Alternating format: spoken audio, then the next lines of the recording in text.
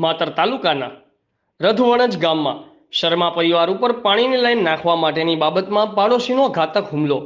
મળતી માહિતી અનુસાર શનિવારે બપોરે 2 વાગ્યાના સુમારે કાળીદાસ અંબાલાલ શર્મા ઉપર 78 વર્ષ જે પોતાના ઘર પાસે પાણીની પાઇપલાઇન નાખવા માટે ખાડો કરી રહ્યા હતા તે સમયે બાજુમાં રહેતા નવજીવન પ્રભાતભાઈ ગોહિલ અને શોભરાજ ગોહિલ બંને સગા ભાઈઓએ પાવડો દસ્તો નરાશથી પહેલા કાળીદાસ ઉપર હુમલો કર્યો, ત્યારબાદ તેમના દીકરા ઉપર હુમલો કર્યો તેમજ તેમની પત્ની સીતાબેન સાથે પણ અણછાતું વર્તન કરી ગંદી ગાળો બોલી હતી. આ અંગે માત્ર પોલીસે રાત્રે 11 કલાકે પોલીસ ફરિયાદ લીધી હતી.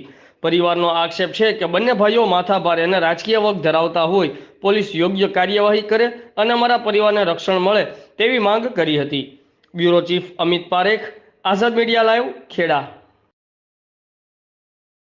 મિત્રો, આઝાદ મીડિયા લાઈવમાં આપનું સ્વાગત છે.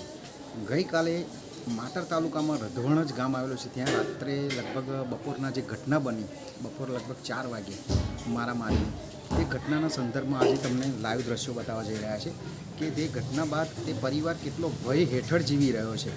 માત્ર ને માત્ર એક પાણી પાઇપલાઇનના પ્રશ્નને લીધે બાજુના પાડોશીઓએ તેઓ ઉપર ગંભીર હુમલો કર્યો. તે પરિવારજનોને આપણે જોવા જઈએ તો આ બેનને પણ હાથમાં મારવામાં આવે છે. તેઓના પતિને હાથે ફ્રેક્ચર થયું છે. અત્યારે તેઓ એડમિટ છે, એમનું ઓપરેશન છે. આ એમના જે વૃદ્ધ વડીલ છે, આશરે 70 થી 72 વર્ષના, તેઓને પણ 78 વર્ષના છે, તેઓને પણ વાગ્યું છે. તેઓ પણ દાખલ થયેલા ગઈકાલે. અત્યારે તેઓ રજા લઈને ઘરે આવ્યા છે. અને આ બાળકો અને આ પરિવાર એક ભય હેઠળ જીવી રહ્યો છે. તો તેઓની માગણી છે કે માતર પોલીસ સ્ટેશનમાં જે ફરિયાદ આપી છે તે સંદર્ભમાં હજુ સુધી કોઈની ધરપકડ કરવામાં આવી નથી. એટલે આ પરિવાર આપણે સીધી વાત કરી છે, તેઓ ન્યાયની માગણી શું કરવા માગી રહ્યા છે.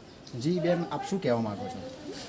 કાલે મેં કેસ કર્યો પણ કોઈ કશું જ કરી શકતા નહીં. કોઈ પોલીસવાળા આવ્યા નહીં. મારે અત્યારે ઘર છોડવાનો વારો આવ્યો છે. હું શું કરું? છોકરો લઈને કઈ જાઉં? મારી જગ્યા મૂકીને હું કઈ જાઉં?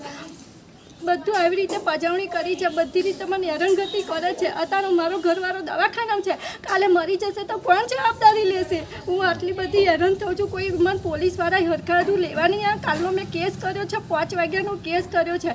કોઈ હજુ લેવા નહીં આવે. તો પૈસા દબાયા હશે તો કોઈ હજુ આવ્યું નહીં.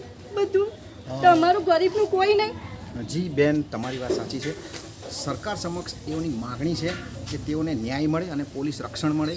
હવે જોવું રહ્યું કે શું આ કેસ રાજકીય વગના હેઠળ દબાઈ જશે કે તેઓ પરિવારને, શર્મા પરિવારને ન્યાય મળશે. આઝાદ મીડિયા લાઈવ, અમિત પારેખ, ખેડા.